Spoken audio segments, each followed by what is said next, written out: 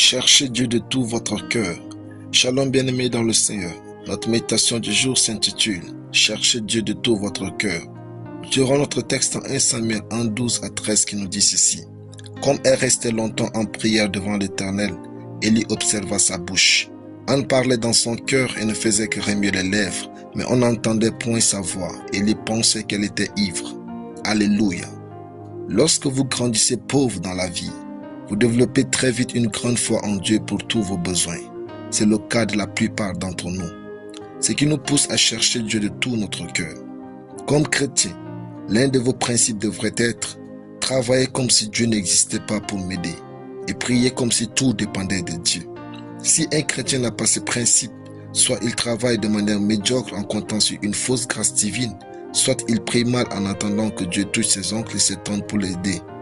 Vivre ainsi est une forme d'esclavage que vous ne pouvez pas vous permettre en 2025. Dans notre texte, Anne priait. En effet, elle n'avait point d'enfant. Pendant qu'ils étaient venus à Silo, les autres mangeaient et jussaient des mets succulents. Mais elle s'était dit, « Je n'ai pas d'enfant. Pénina en a. Les autres ont ce dont ils ont besoin dans la vie. Alors ils peuvent manger et boire comme ils veulent.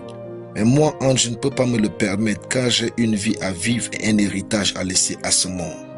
Si vous ne savez pas ce que vous voulez, vous aurez toujours ce que vous ne méritez pas. » Anne a donc refusé de manger et est partie prier Dieu.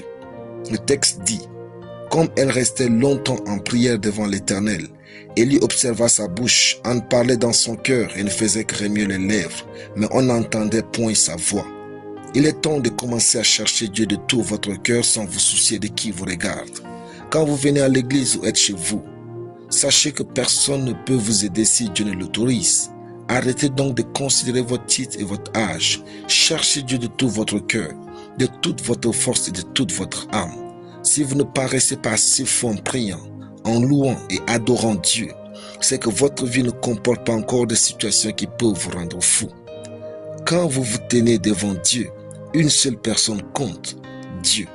Livrez-vous à lui et cherchez-le. Alléluia. Prions. Je confesse que je cherche Dieu de tout mon être en toutes choses.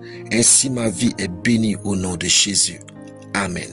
La lecture biblique en une année. 1 Chroniques chapitre 11 à 1 Chroniques chapitre 15. Soyez bénis. C'était le pain du ciel.